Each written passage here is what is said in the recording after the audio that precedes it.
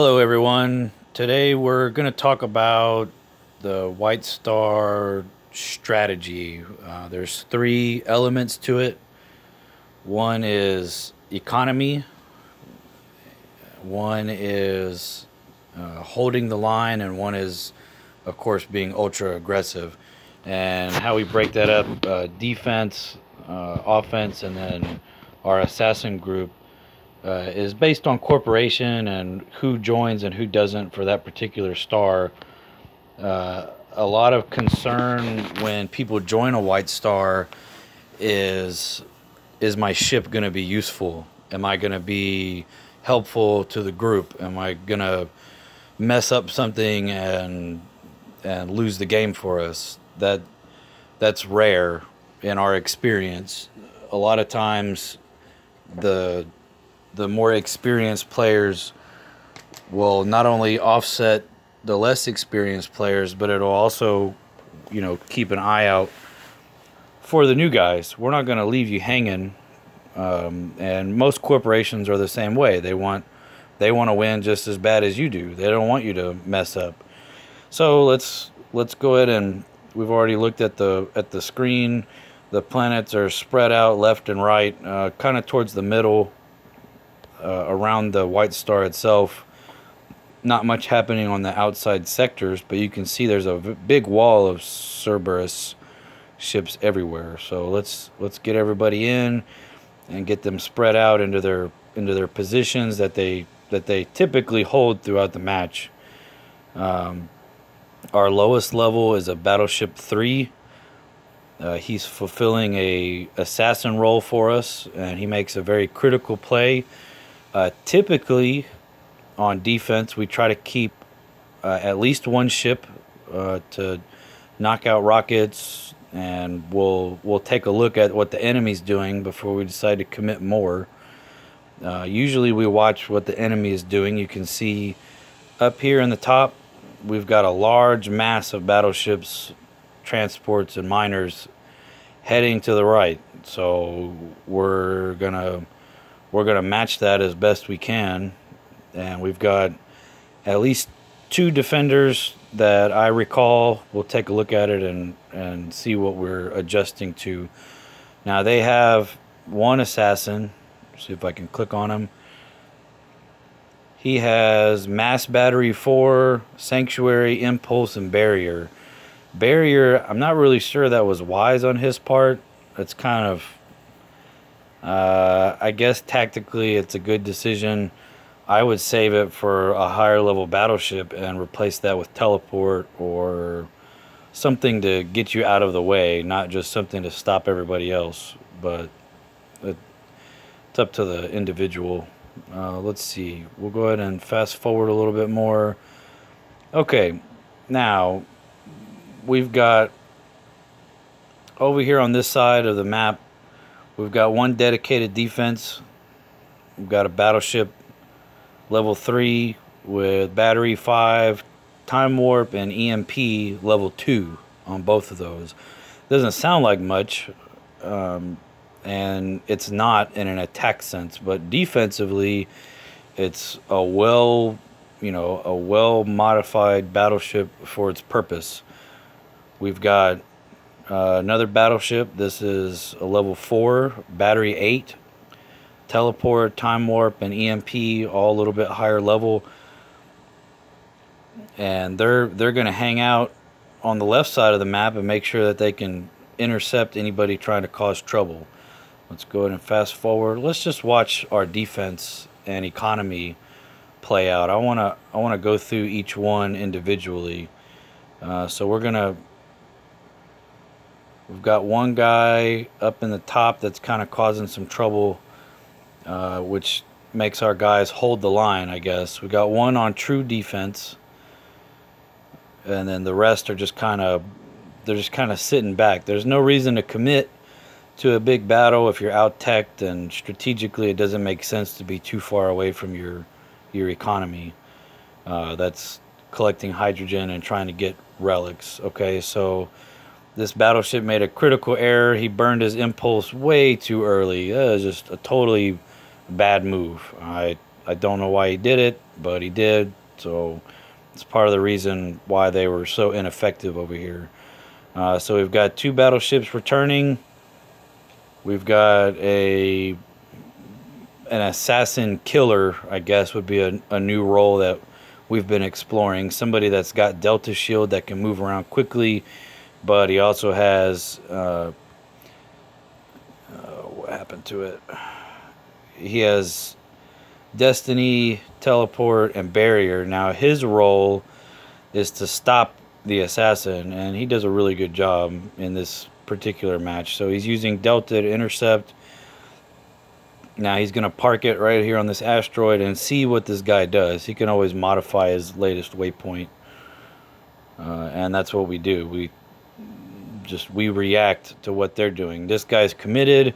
That's a pretty serious error on his part.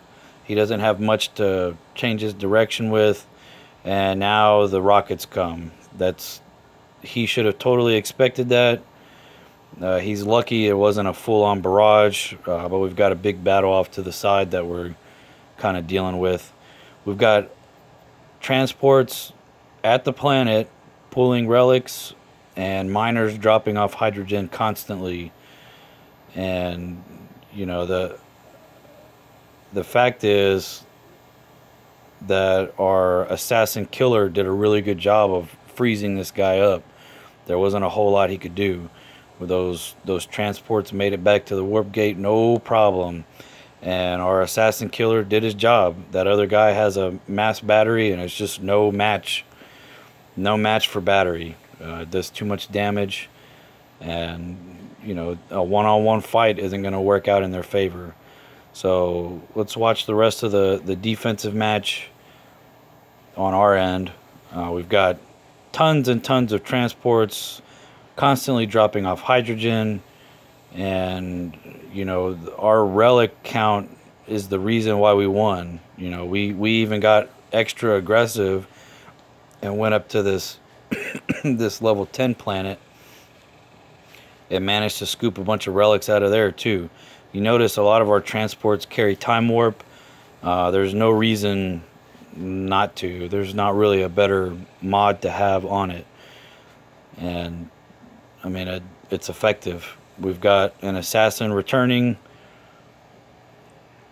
trying to get to us, but he doesn't have mass battery or duels, so even if he gets close to us, all we need is one battleship in a good spot to stop him. It's not too difficult. So you see we've got 3 dedicated battleships on defense and one kind of in and out.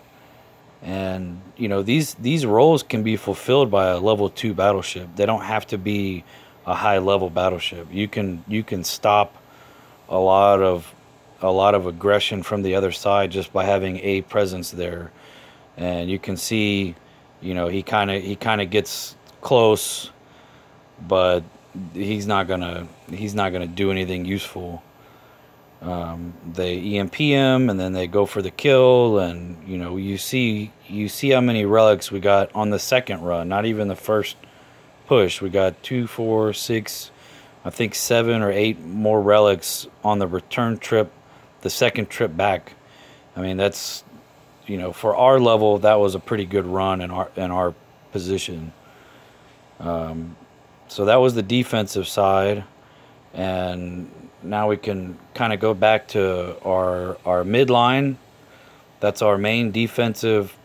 You know, we're trying to keep them from being able to push into our section, and trying to push back enough to do some damage on their side. But mostly we're just trying to keep them out of our area. So let's speed up and get everybody focused. A lot of the battle happens on this side of the map, to the right of the white star itself. Now we've got our assassins.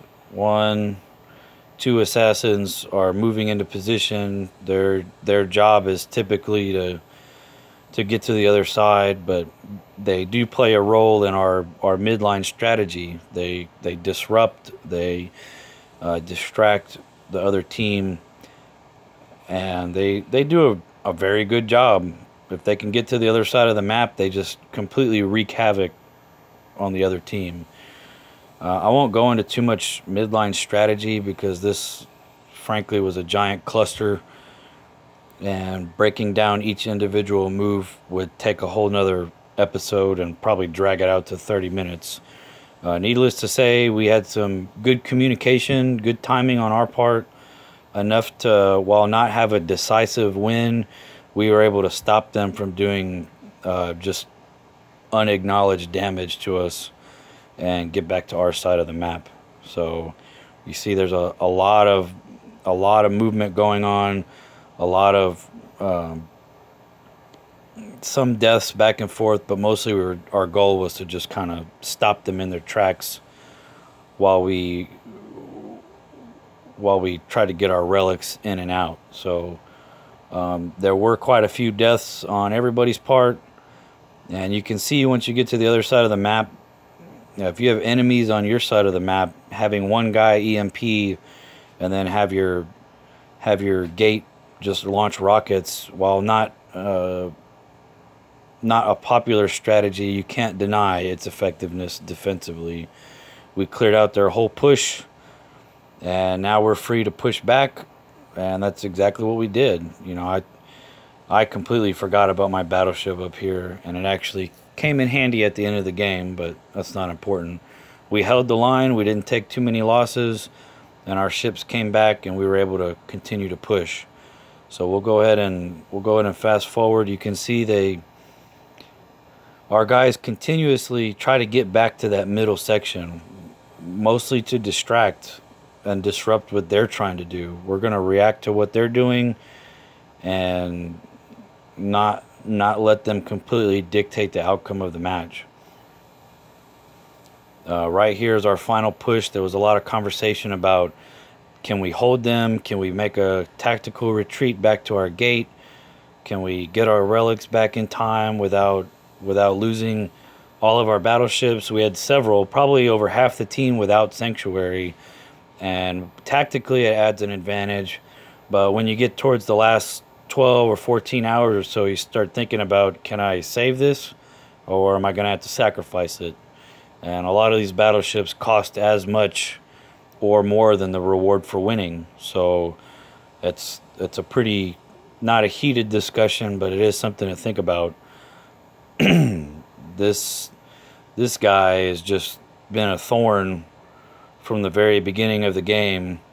He's just so strong. He's got so many things that he can just punish us with, that, you know, he was our focus. We took care of the other guys, but this guy just managed to really make